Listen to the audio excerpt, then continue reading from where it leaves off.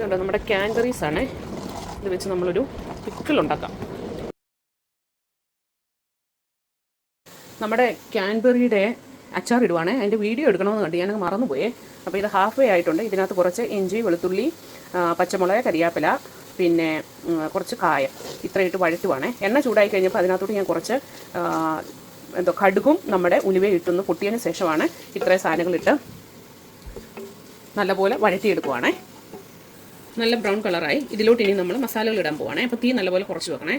നമ്മൾ ഇതിലോട്ട് മുളക് പൊടിയാണ് ഇടാൻ പോകുന്നത്. എരിവില്ലാത്തൊരു 4 സ്പൂൺ മുളക് പൊടി ഇടുവാണേ. ആയിട്ട് വഴറ്റി കൊടുക്കുക, നല്ലതായിട്ട് ഇളക്കി കൊടുക്കുക. നല്ലപോലെ തീ കുറച്ച് വെക്കണം കേട്ടോ. മഞ്ഞപ്പൊടി ഇടുവാണേ.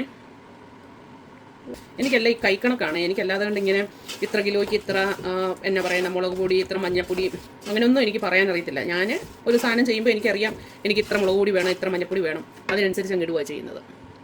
ഇനി കുറച്ച് ഉപ്പൂടി ഇട്ട് കൊടുക്കണേ. പോലെ കുറച്ച് വെക്കണം. ഉപ്പ് ഇട്ട് നല്ലപോലെ ഇളക്കി കൊടുക്കുക. ഇനി ഇതിലോട്ട് നമുക്ക് കുറച്ച് ഉലുവാപ്പൊടിയും കൂടി ഇടാമേ. എൻ്റെ വീഡിയോ എടുപ്പൊന്നും ശരിയാകത്തില്ല, ബിക്കോസ് ഞാൻ ചെയ്യുമ്പോഴെല്ലാം മൾട്ടി ടാസ്ക്കാണ്. ഒരിടത്ത് അച്ചാറാണെങ്കിൽ ഒരിടത്ത് ചിക്കൻ വരട്ടാനെടുത്ത് വെച്ചിരിക്കുകയായിരിക്കും. അപ്പോൾ എല്ലാം വീഡിയോ എടുക്കുക എന്നുള്ള രീതിയിലുള്ള കുക്കിംഗ് പരിപാടികളൊന്നും ചെയ്യാൻ പാടാണ്. അതുകൊണ്ട് കുറച്ച് നാൾ ഇങ്ങനെ ചെയ്യാതിരിക്കുമായിരുന്നു. പിന്നെ ഞാൻ വിചാരിച്ചാട്ടെ, ചെറിയ രീതിയിൽ ഇങ്ങനെ ചെയ്താലും ഒത്തിരി പേര് ചോദിക്കുന്നുണ്ട് ഇപ്പോൾ ഈ വീഡിയോ ഇടാത്തേന്നൊക്കെ. അപ്പോൾ അവർക്ക് നമ്മുടെ വീഡിയോ കാണണമെന്ന് ആഗ്രഹമുള്ളതുകൊണ്ടല്ലേ. അപ്പോൾ ഞാൻ വിചാരിച്ചു എന്നാൽ പിന്നെ ഇങ്ങനെ തന്നെ അങ്ങ് ഇടാമെന്ന് വിചാരിച്ചു. അപ്പോൾ ഇത് ഇത്രയുമായേ. ഇതിലോട്ട് ഞാൻ കുറച്ച് വിനാഗിരിയും കൂടി ഒഴിച്ച് കൊടുക്കുവാണേ. ഞാൻ പറഞ്ഞില്ല, ഇതെല്ലാം എൻ്റെ ഒരു കൈക്കണക്കാണ്. ഒന്ന് ഇളക്കിയെടുക്കുക. നല്ലൊരു വിനാഗിരിയുടെയും മുളകിൻ്റെയൊക്കെ ഒരു കുത്തലോ മണമോ ഒക്കെ വരുന്നുണ്ട്. ഞാൻ കുറച്ച് നാളായി വീഡിയോ ഇട്ടിട്ട്. വീഡിയോ ഇടാത്തതിൻ്റെ കാരണമെന്ന് പറഞ്ഞു കഴിഞ്ഞാൽ നമ്മൾ ഏത് കാര്യം ചെയ്യുമ്പോൾ നമ്മളെ പ്രോത്സാഹിപ്പിക്കാനും നിരുത്സാഹപ്പെടുത്താനും ഒക്കെ കുറേ പബ്ലിക് ഇങ്ങനെ നിൽപ്പുണ്ടല്ലോ. കുറേ ആൾക്കാരെ അതിനായിട്ട് നിയോഗപ്പെടുത്തിയതുപോലാണ്. അപ്പോൾ നമുക്ക് ചിലപ്പോൾ എല്ലാം അങ്ങ് പോസിറ്റീവ് കമൻസുകൾ വരണമെന്നില്ല. എന്നാൽ പോലും ചില നെഗറ്റീവ് കമൻറ്റുകൾ കേട്ടപ്പോൾ ഞാൻ വിചാരിച്ചു എന്നാൽ പിന്നെ ചെയ്യണം. പിന്നെ ഞാൻ വിചാരിച്ചു, എലിയെ പേടിച്ച് ഇല്ലം ചുട്ടാൽ എലിക്കല്ലല്ലോ പോകുന്നത്. അപ്പം അതുകൊണ്ട് ഇങ്ങനെ നല്ല നല്ല വീഡിയോസ് അല്ലേ, ഞാൻ ഓർക്കും കുക്കിങ് ചെറിയ ചെറിയ കാര്യങ്ങളല്ലേ ഇരുന്നത്. അപ്പോൾ അതുകൊണ്ട് സമയമുള്ളപ്പം ഇടാമെന്ന് വിചാരിച്ചു. അപ്പോൾ നമ്മളിത് നല്ലതായിട്ട് വഴന്ന് വന്നിട്ടുണ്ടേ. ഇതിങ്ങനെ നല്ലപോലെ വഴന്ന് ഇതായി കഴിയുമ്പോൾ നമ്മുടെ തീ കുറച്ച് വെക്കുക.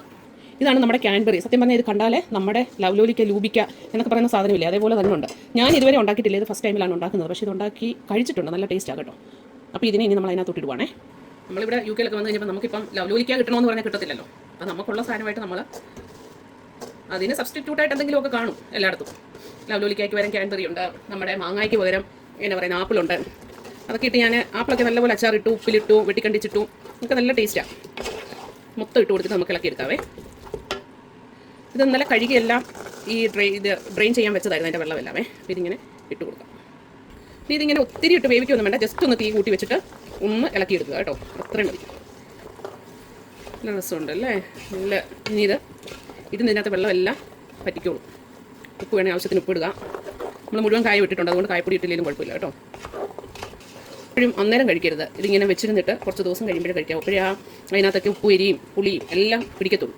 അപ്പോൾ ഇവനെ നമ്മൾ ഇങ്ങനെ വെക്കുക. തണുത്ത് കഴിയുമ്പോൾ ഞാനിതിപ്പം ഇത് നോൺ സ്റ്റിക്കിൻ്റെ പാത്രത്തിനകത്താണ് ഉണ്ടാക്കിയിരിക്കുന്നത്.